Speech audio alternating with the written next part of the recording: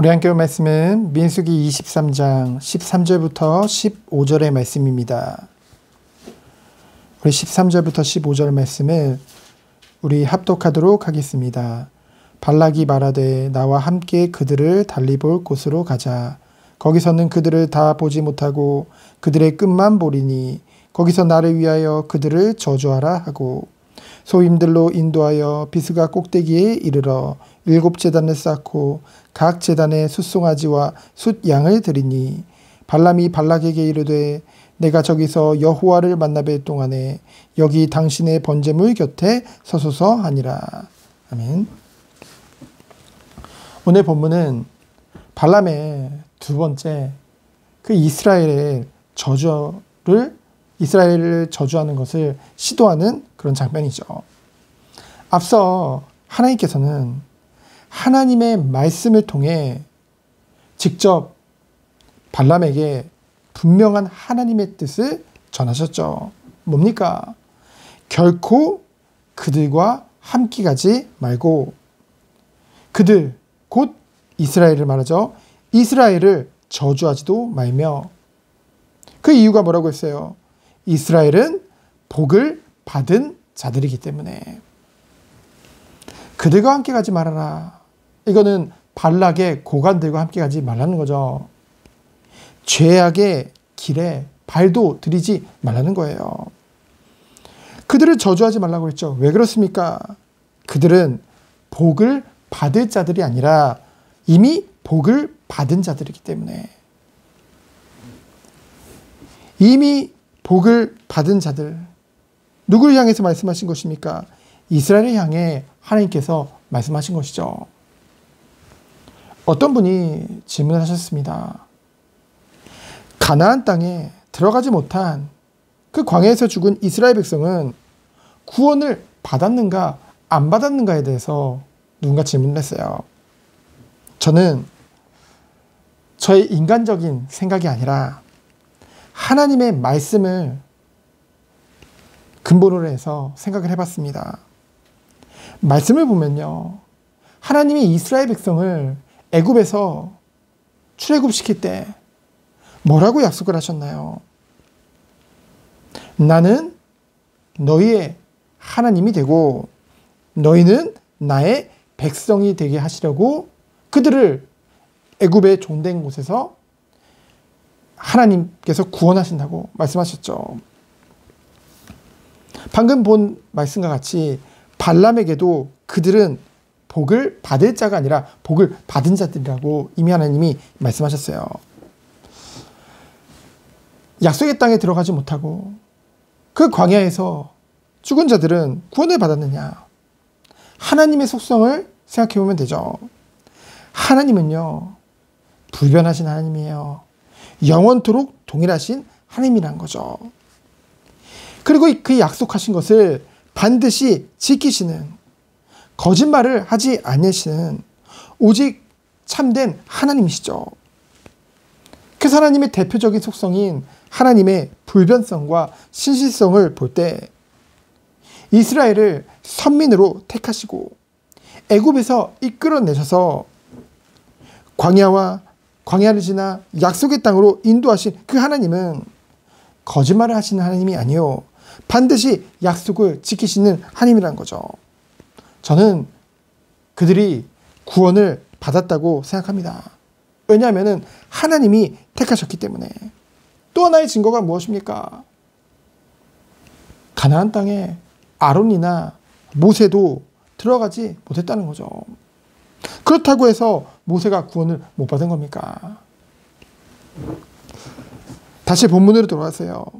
그러한 하나님의 분명한 말씀을 직접 들은 발람이 2번이나 이스라엘을 저주하려고 시도하는 장면인데요. 그 이유가 무엇입니까? 오직 자신의 탐욕을 위해서였어요. 그 탐욕을, 그 욕심을 이기만한 힘이 그에게는 없는 것입니다. 1차의 저주할 때 정말 그 저주가 실패의 원인을 모압 왕 발락은 어떻게 생각했습니까? 오늘 본문에 보니까 저주하기 위해 올라간 곳이 1차 때 올라간 곳이 너무 탁 트인 곳이죠. 이스라엘 백성 전체가 다 보이는 그런 장소였습니다. 그러다 보니 발람이 인간적인 그런 두려움에 그들의 숫자를 보고 겁을 먹었다고 생각을 한 거예요. 그래서 어떻게 했습니까? 그래,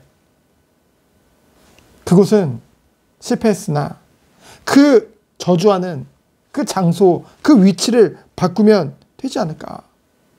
그래서 이스라엘의 끝만 보이는 곳으로 위치를 바꿔서 다시 시도해보라 말하고 있는 것이죠. 지금도요, 미신, 점술, 무속문화에 정말로 빠져있는 사람들을 보면은 어떻습니까? 뭐 묘자리를 볼 때도요, 터가 어쩌고 저쩌고, 혹시 뭐 조상의 묘를 잘못 들여서 후손들이 잘 안 되는 거라고 생각을 하고요. 그 뭐 묘자리를 이장시키기도 하고 그런 일을 벌이잖아요.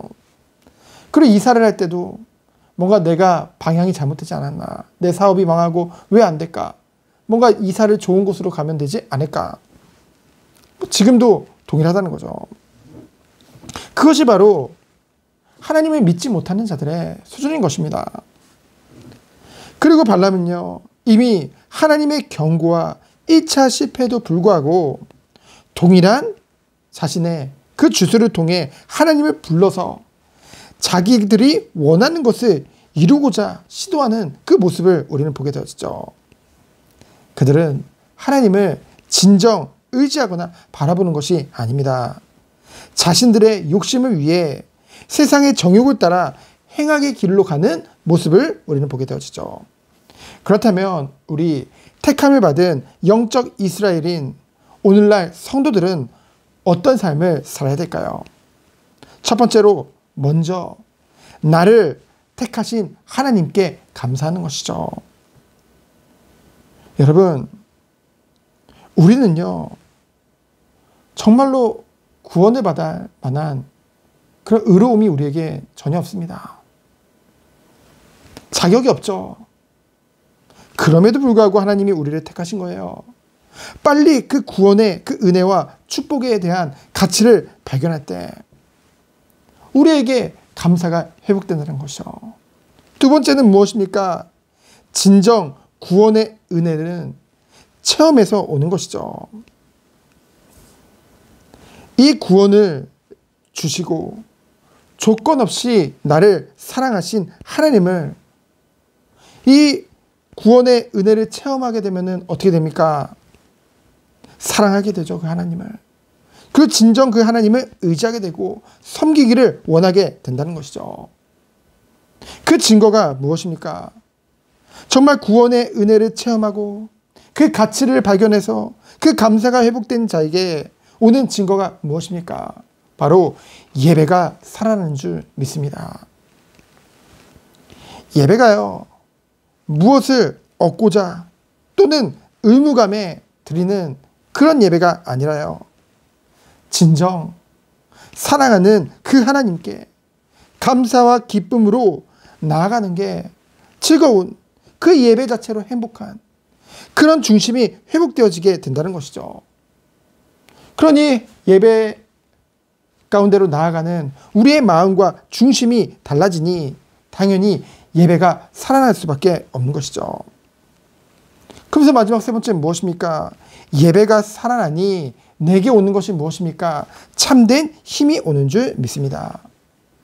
그래서요, 세상을 살아가는 그 힘이 여기서부터 온다는 것이죠. 어떤 처지에 있더라도, 어떤 환경에 있더라도, 어떤 어려움 속에 있더라도 인내하고 승리하는 그 비밀이, 그 어떤 상황 속에서도 참된 자유함이 오는 그 비밀이 여기서부터 오는 줄 믿습니다. 오직 하나님을 의지하고 하나님만을 바라보는 그 축복. 어떤 상황 속에서도요. 오늘 생명의 삶 말씀도 그런 내용이죠. 우리가 무엇을 의지하고 있습니까? 우리가 무엇을 바라보고 있습니까?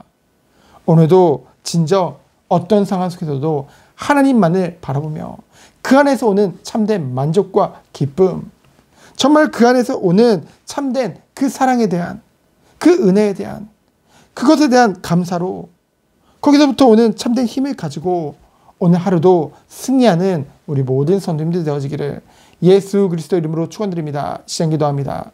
하나님 감사합니다. 승리할 수밖에 없는 축복 가운데 들어가는 우리 모든 성도님들로 주께서 축복하여 주옵소서. 영원하고 불변하시는 신실하신 주님을 바라보며 참된 구원의 확신을 가지고 오늘 하루도 승리하는 오직 하나님만을 의지하는 우리 모든 성도들로 주께서 축복하여 주옵소서. 살아계신 예수 그리스도 이름으로 기도합니다. 아멘.